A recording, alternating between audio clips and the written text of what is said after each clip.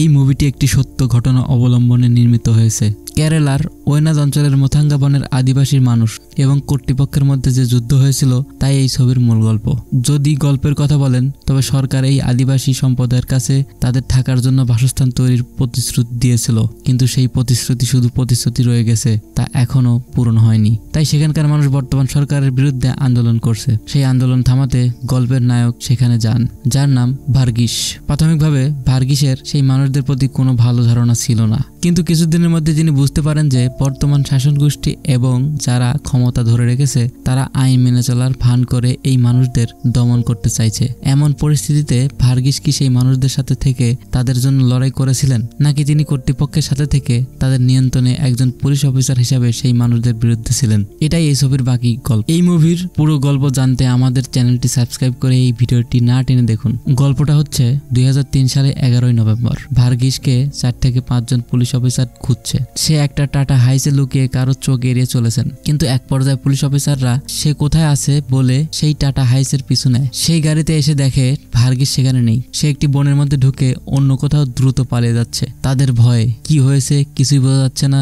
এক পর্যায়ে সে ধরা পড়ে, তাকে মারধর করে, খুব নির্যাতন করে একটি গুদামে নিয়ে যায়। সিন কাট করে কেরালার ওয়েনাদকে দেখানো হয়। মোথাঙ্গা নামক একটি বনাঞ্চলে আদিবাসী মানুষরা বসবাস করছে। পাতার কুড়ে ঘর, বৃষ্টি হলে জল পড়ে এমন বাড়ি, এমন এক ভয়ের সঙ্গে মেশানো জীবন তারা সেই বনাঞ্চলে পার করছে। সেই মানুষদের একজন নেত্রী আছেন, তিনি একজন মহিলা। সেই মহিলা তিরুবনন্তপুরম স্টেশনারিতে গিয়ে কবে আমাদের বাসস্থান তৈরি করে দেবেন বলে 4 থেকে 5 জনকে নিয়ে আন্দোলন করে ফিরছিলেন। সেখানকার পুলিশ অফিসার বলেন, আরো কিছুদিনের মধ্যেই সরকার আপনাদের বাসস্থান সব তৈরি করে দেবে, তার জন্য প্রথমে আপনারা সেই বন ছেড়ে বাইরে এলেই আমরা কিছু করতে পারবো। পুলিশ অফিসার এমন সব কথা বললে সেই মহিলাও বলে, আমরা সেই বন এলাকা ছেড়ে আসতে পারি, কিন্তু আমাদের বিশ্বাস করে এসে যদি আপনারা আমাদের জীবিকা তৈরি করে না দেন তাহলে আমরা কি করব?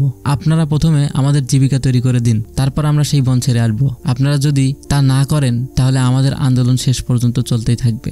এমন কথা বলে সেই মহিলা সেই পুলিশ অফিসারকে হুমকি দেয়। সেখানে সিন কাট করে তিরুবনন্তপুরমে ভার্গিসকে দেখানো হয়। ভার্গিস পড়াশোনা শেষ করে সব সরকারি পরীক্ষা দিয়ে কোন চাকরি ভালো হবে বলে খুঁজছেন। ভার্গিসের বাবা নেই, ছোটবেলায় মারা গেছেন, শুধু মা আছেন। মা বাড়িতে একটি সেলাই মেশিন রেখে ছোট্ট বাচ্চাদের পোশাক সেলাই করে দেন। এর বাইরে ভার্গিসের গ্রামের পাশে কিছু জমি আছে। সে চাকরির ব্যাপারে চিন্তা না করে আনন্দে ঘুরে বেড়াচ্ছেন।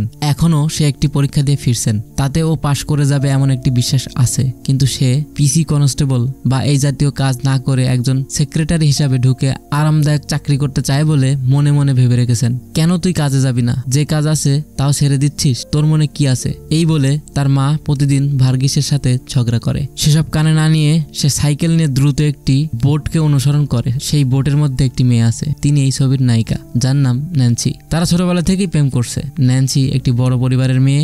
ভার্গিসের সব খরচপাতি ন্যান্সি বহন করে। খুব ভালো ব্যাপারটা। এক পর্যায়ে ন্যান্সি নিজেই বলে, তুমি কবে কাজে যাবে? এত খরচ করছো, কোনোদিন কি টাকা রোজগারের কথা ভেবেছো? আমার কাছ থেকে প্রতিদিন টাকা নিচ্ছ, এভাবে চললে পরিস্থিতি কি হবে? এমন সব কথা বলে বকা দিলে ভার্গিস বলে, পরের মাসে একটি পরীক্ষা আছে, সেক্রেটারি পরীক্ষা, সেই পরীক্ষায় পাশ করে যাব, তারপর আমি কাজে যাব, সব সমস্যা মিটবে। এমন সব কথা বললে ন্যান্সি বলে, তুমি কিছু একটা করো। এই বলে দুজন আনন্দ করে কথা বলতে বলতে প্রেম করে। তাই তো, ওরাই তো করবি, তুই আর আমি পারবো না। এইভাবে দিন কাটতে থাকে। এক পর্যায়ে আমাদের ন্যান্সির বাবা জেনে যায় যে তারা দুজনে প্রেম করছে, স্বাভাবিক। এরপর ভার্গিসকে ডেকে নায়িকার বাবা একান্তে কথা বলেন, আমার মেয়েকে কতদিন ধরে ভালোবাসছিস, তাকে বিয়ে করবি বলেছিস আমি শুনেছি। ঠিক আছে, বিয়ে করে তুই তাকে কিভাবে দেখবি? তোর তো কোনো ভালো চাকরি নেই, শুধু ঘুরে বেরিয়ে আমার মেয়েকে তুই কিভাবে দেখাশোনা করতে পারবি? যে জমি ছিল সেটাও অন্য কাউকে লিজ দিয়েছিস, তোর নিজের তেমন কোনো সম্পত্তি নেই, কাজও নেই। এমন সময় এই প্রেমের কি দরকার? দয়া করে আমার মেয়েকে ছেড়ে দে।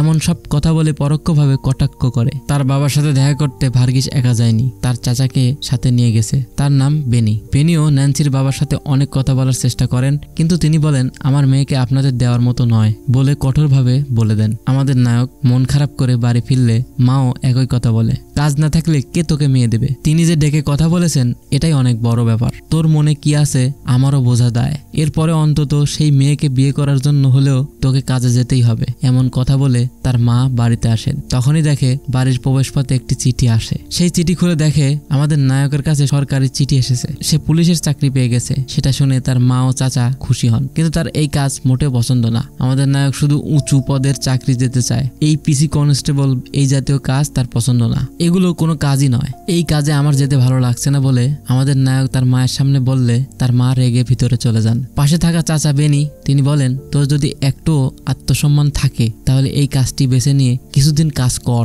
তারপর এটা করতে করতে অন্য কাজের জন্য চেষ্টা করা যেতে পারে। এমন সব উপদেশ দিয়ে তিনিও চলে যান। তাই আমাদের নায়ক ন্যান্সির কাছে শেষ সিদ্ধান্ত জানতে চেয়ে তাকে দেখতে যাচ্ছে।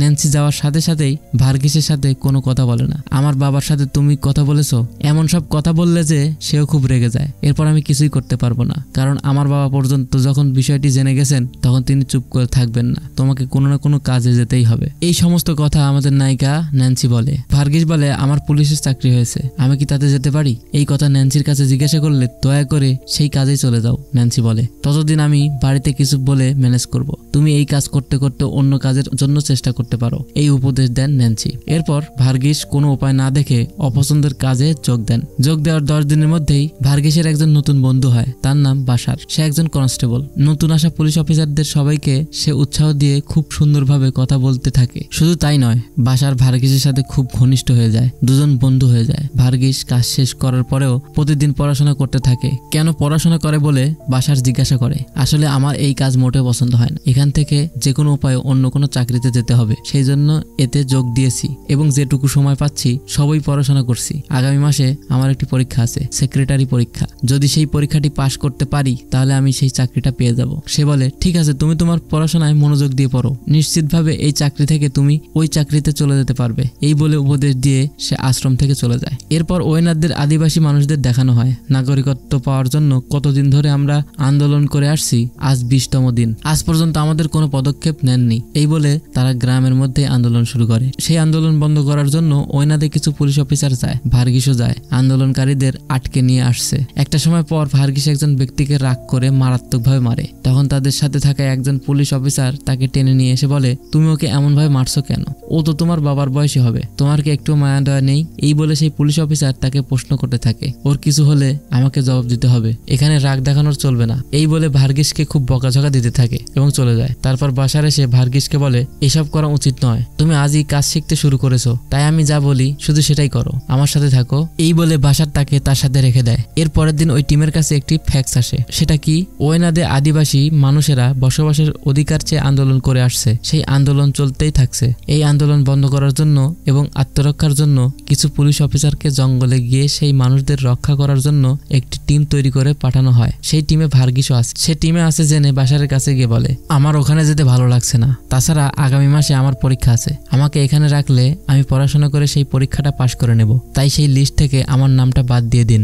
এই বলে বাসারকে বলতেই বাসার বলে, এটা আমার কাছে বললে কাজ হবে না, তুমি বরং উঁচু অফিসারদের সাথে কথা বলো। এই বলে বাসার তাকে পাঠিয়ে দেয়। ইন্সপেক্টর গিয়ে ভার্গিসের সাথে কথা বলে। ইন্সপেক্টর বলে, তোমার যদি ওখানে যেতে ইচ্ছে না করে তাহলে চাকরি ছেড়ে বাড়িতে চলে যাও। এমন কথা শুনে সে নিরুপায় হয়ে সেই টিমের সাথে ওয়েনাদের মোথাঙ্গা জঙ্গলে যায়। এরপর 2013 সালের 13ই নভেম্বর দেখানো হয়, অর্থাৎ ভার্গিসকে শুরুতে পুলিশ অফিসাররা মিলে মেরে টেনে নিয়ে গিয়েছিল না, সেই দৃশ্যটা এখন দেখানো হয়। এখন ভার্গিসকে মারাত্মকভাবে মেরে নির্যাতন করা হয় এবং পুলিশ বলে, তুমি পুলিশ থেকে পালাতে পারবে না, ঠিক মতো সত্যিটা বলবে নাকি বলবে না। এই বলে মারাত্মকভাবে মেরে জিজ্ঞাসাবাদ করা হয়। ভার্গিস জ্ঞান হারিয়ে পড়ে যায়। এরপর ওয়েনাদের বর্তমান পরিস্থিতির মানুষদের দেখানো হয়। এখন ভার্গিস ও তার টিম সবাই মিলে সেই জঙ্গলের এলাকায় চলে এসেছে। একদিকে সেই জঙ্গলবাসী মানুষেরা প্রতিদিন আন্দোলন করে আসছে যে কবে তাদের নাগরিকত্ব পাওয়া যাবে, অন্যদিকে পুলিশ অফিসার টিম সবাই মিলে তাদের রক্ষা করে আসছে। সেখানে একজন নতুন পুলিশ অফিসার প্রবেশ করেন, তার নাম রঘুরামন। তিনি একজন আইপিএস অফিসার। তিনি আন্দোলনকারী মানুষদের বলেন যে তোমাদের সব সমস্যার সমাধান হয়ে যাবে। এই বলে তাদের উপদেশ দিয়ে এই আন্দোলন বন্ধ করতে বলেন। তোমরা নিশ্চিতভাবে নাগরিকত্ব পাবে, আমি এর গ্যারান্টি। এমনভাবে তিনি সেই মানুষদের সাথে খুব শান্তভাবে কথা বলেন। তাছাড়া তিনি বলেন যে তোমরা প্রতিদিন এই ছোট্ট বাচ্চাদের নিয়ে আন্দোলন করছো, এসব বৃথা। নিশ্চিতভাবে তোমাদের একদিন সুদিন আসবে, ততক্ষণ অপেক্ষা না করে তোমরা গ্রামের মধ্যে গিয়ে অন্য কিছু করতে পারো। এমন কথা সেই পুলিশ অফিসার বললে সেখানে উপস্থিত গ্রামবাসীরা বলে, গ্রামের মধ্যে গেলে আমাদের জঙ্গলবাসী মানুষ বলে কেউ চাকরিতে নেয় না, আমরা কাজেও যেতে পারছি না, খাবার এবং জলের অভাবে খুব কষ্ট হচ্ছে, তাই আপনারা আমাদের জন্য কিছু একটা করুন, ততক্ষণে আমাদের আন্দোলন বন্ধ হবে না, বরং চলতেই থাকবে। এই বলে তারা মারাত্মক কঠোরভাবে বলে দেয়। এরপর পুলিশ অফিসার রঘুরামও কথা বলে সেখান থেকে চলে যান। কনস্টেবল বাশার আছে না, সে রঘুরামনকে আগে থেকেই চিন্তা মনে হয়, তাই আমাকে চেনেন। এই বলে বাশার রঘুরামনের সাথে পরিচয় করিয়ে নেন। তাছাড়া সে ভার্গিসকেও পরিচয় করিয়ে দেয়। সেদিন রাতেই তারা টেন্ট খাটিয়া সেখানেই থাকে এবং পরের দিন থেকে ডিউটিতে যোগ দেয়। মানুষ একদিকে আন্দোলন করে আসছে আর পুলিশ অফিসাররা সবাই দাঁড়িয়ে পাহারা দিয়ে আসছে। তখন সে আদিবাসী মানুষদের একজন যুবক থাকে, যার নাম আডায়ার দামি। তার সাথে একটি কুকুর থাকে। সেই কুকুরটি ভার্গিসকে বিরক্ত করে আর ওই কুকুরটিকে ভার্গিস মারে। এটা দেখে সেই ছেলেও কেন আমার কুকুরকে মারছে এই বলে পুলিশ অফিসারদের দিকে না তাকিয়ে দুজনই মারামারি শুরু করে, অর্থাৎ সেই ছেলে ও ভার্গিস। এটা দেখে বাশার বলে, কেন ওর সাথে গিয়ে মারামারি করছিস? তাছাড়া আমরা শুধু আমাদের সীমার মধ্যেই থাকতে পারবো, ওটা ওদের সীমানা, সেই সীমার মধ্যে আমাদের অনুমতি ছাড়া যাওয়া উচিত নয়। এটা বলে বাশার তাকে উপদেশ দেয়, আমি কিছু করিনি, কুকুরটাই আমার কাছে ঝামেলা করতে এসেছিল, তাই আমি কুকুরটাকে মেরেছি, সেই জন্য ও আমার সাথে মারামারি করছে। ঠিক আছে, যা হওয়ার হয়েছে, এরপর ওর সাথে বা অন্য কারোর সাথে ঝামেলা করতে যেও না, শুধু তোমার কাজটা করো। এই বলে বাশারও ভার্গিসকে উপদেশ দেয়। ভার্গিসের সেই মানুষদের প্রতি একবারও কোনো সহানুভূতি আসে না। তাছাড়া সেই ছেলে আডায়ার দামি, সেই ছেলেটাকে দেখলে ভার্গিসের মারাত্মক ঘৃণা আসে। শুরু থেকেই তার এই পুলিশের ইউনিফর্মটা একেবারেই পছন্দ নয়, তাই এইসব পার করেও এই আদিবাসী মানুষদের সাথে আমাদের এভাবেই থাকতে হবে কিনা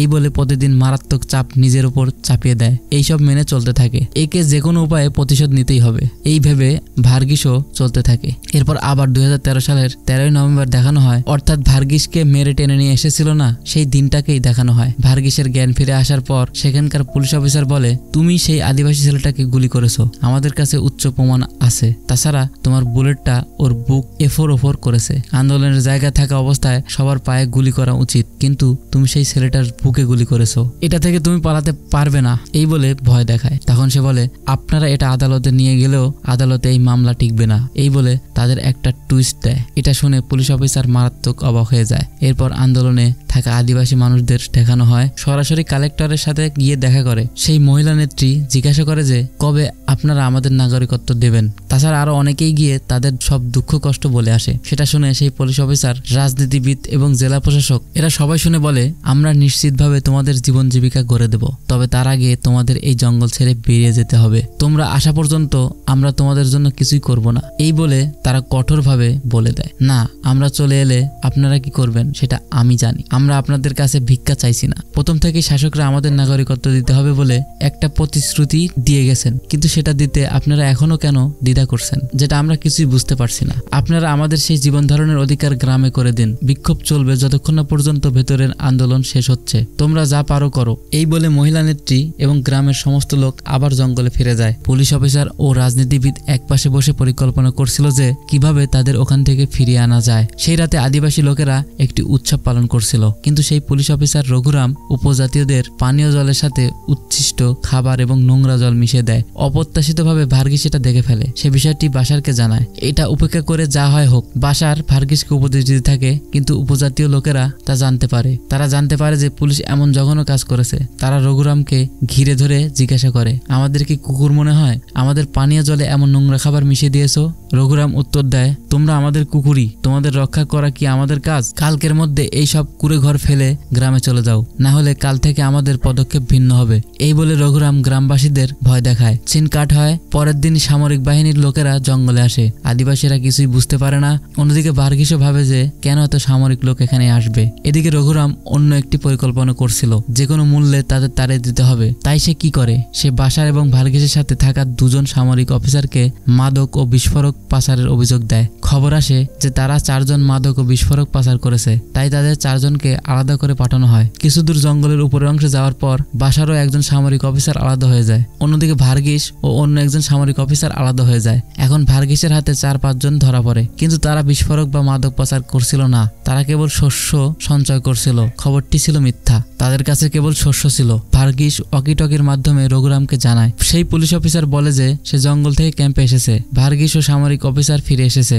কিন্তু বাশার ও অন্য সামরিক অফিসার ফিরে আসেনি। ভার্গিস তাদের জন্য চিন্তিত হয়ে পড়ে। পরের দিন রঘুরামকে তাদের খুঁজে বের করার জন্য তদন্ত শুরু করতে বলে। তাদের খুঁজে পেতেই হবে, তাদের কি হয়েছে এখনো জানা যায়নি। এমন কথা বলে রঘুরাম ভার্গিসকে বলে কাল রাতে রাতভর কাজ করায় তারা হয়তো কোথাও আশ্রয় নিয়েছে, সকালে অবশ্যই ফিরে আসবে। সে এটা শুনে চলে যায়, কিন্তু ভার্গিস একটি ওয়াকিটকি পায়। সেটি উপজাতীয়দের একটি শিশুর কাছ থেকে সে নেয়। এই ওয়াকিটকিটা বাশারের কাছে থাকা ওয়াকিটকির মতো দেখতে। আর দেরি করা যাবে না, অবশ্যই তদন্ত শুরু করুন, বাশারকে খুঁজে পেতেই হবে বলে ভার্গিস রঘুরামকে অনুরোধ করতে থাকে। আমাদের এত চাপের মধ্যে তাকে খুঁজে দেওয়া সম্ভব নয়, সে তো আর শিশু নয়, অবশ্যই ফিরে আসবে। এমন কথা বলতে থাকে রঘুরাম। সেই সন্ধ্যায় বাশার আসে না, কিন্তু তার সাথে যাওয়া সামরিক অফিসাররা আসে। সে অর্ধচেতন অবস্থায় ছিল, তার কাছ থেকে কোনো জিজ্ঞাসাবাদ করা যায় না। পরের দিন ভার্গিস বাশারের কি হয়েছিল জানতে চায়। সে হিন্দিতে বলে আমি কিছু জানি না। এরপর ভার্গিস আরো 4-5 জন লোককে নিয়ে তাদের যাওয়ার পথে যায়। সেখানে একটা ছুরি পাওয়া যায়, এছাড়াও বাশারের মৃতদেহ পাওয়া যায়। বাশারকে এভাবে দেখে ভার্গিস খুব দুঃখিত হয়। এছাড়াও সে রঘুরামকে জানায় যে কেউ পরিকল্পনা করে তাদের হত্যা করেছে।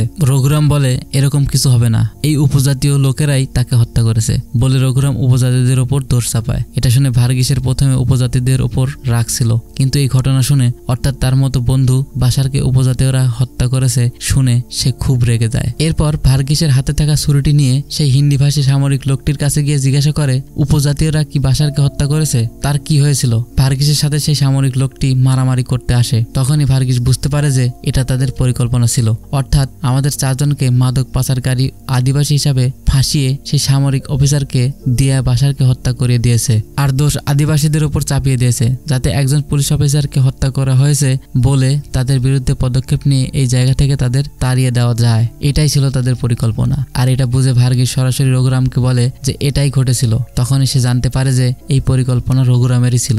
এখন রঘুরামও সমস্ত পুলিশ অফিসারকে একত্রিত করে উপজাতীয়দের তাড়ানোর পরিকল্পনা করছে। এদিকে ভার্গিস অবাক হয়ে দাঁড়িয়ে আছে, কি করবে বুঝতে পারছে না। সেই নিরীহ আদিবাসীদের বাঁচাতে হবে। পরের দিনই সে রঘুরামের কাছে খুবই কাকুতি মিনতি করে, এখন একে আমাদের সাথে রাখলে আমাদের সমস্যা হবে। এই ভেবে রঘুরাম এবং আরো 4-5 জন পুলিশ অফিসার মিলে ভার্গিসকে মারধর করে। অন্যদিকে উপজাতিদের উপর গুলি চালানো হয়। ভার্গিস সবাইকে বাঁচায়, কিন্তু এক পর্যায়ে পুলিশ অফিসাররা অনেক লোককে হত্যা করে ফেলে। সিন কাট হয় নভেম্বরে। আমাদের ভার্গিসকে সেই গুদামে দেখানো হয়। তুমি তাদের হত্যা করেছো, সত্যটা স্বীকার করো, না হলে তোমাকে মেরে ফেলবো। এই বলে রঘুরাম সরাসরি ভার্গিসকে ভয় দেখায়, তুমি অনেক আগেই হেরে গেছো, এখন তোমাদের সাথে কেবল তোমার জীবনই আছে, সেটি বাঁচাও। রঘুরাম এমন কথা বললে সে বলে আমি হারিনি, জিতেছি। এরপরই ভার্গিস রঘুরামকে একটি ফ্ল্যাশব্যাক বলে। সেটা কি? এর আগে সে আদালতে গিয়ে সব সত্য কথা বলে এসেছিল। এছাড়াও সেই দিন যখন গোলাগুলি হয়েছিল সেদিন রাতে রঘুরাম ও 4-5 জন পুলিশ অফিসার সরকারের কাছে অনুমোদন দিয়েছিল যে গোলাগুলিতে কেউ মারা যায়নি, সেটা ছিল মিথ্যা, অনেকেই মারা গিয়েছিল। তাদের একটি গর্ত খুঁড়ে পুড়িয়ে দেওয়া হয়েছিল এবং তা ঢেকে দেওয়া হয়েছিল। এই সত্যটি ভার্গিস আদালতে জমা দিয়েছিল। আদালতেও এটি সত্য কিনা যাচাই করে দেখেছে এবং এটি সত্য প্রমাণিত হয়েছে। ভার্গিস রঘুরামকে এই ফ্ল্যাশব্যাক বলার পরে বলে আমি সুরক্ষিত আছি, এখন তোমাদের সুরক্ষা ধীরে ধীরে ধ্বংস হতে চলেছে। ভার্গিস সব সত্য কথা আদালতে বলার পর রঘুরামের সাথে থাকা সমস্ত পুলিশ অফিসার গ্রেপ্তার করে উপযুক্ত শাস্তি দেওয়া হয়। অন্যদিকে সরকার উপজাতীয়দের জীবিকাও নিশ্চিত করে দেয়। এছাড়াও উপজাতীয়দের বিরুদ্ধে যারা ছিল তাদের সবাইকে গ্রেপ্তার করা হয়। এর সঙ্গেই এই সিনেমার গল্প এখানেই শেষ হয়। যদি এই সিনেমার রিভিউ আপনার ভালো লাগে তাহলে অবশ্যই চ্যানেলটি সাবস্ক্রাইব করে পাশে থাকা বেল আইকন প্রেস করে দিন। আর যারা পুরাতন এসেছেন তারা অবশ্যই একটা লাইক করবেন, ঠিক আছে?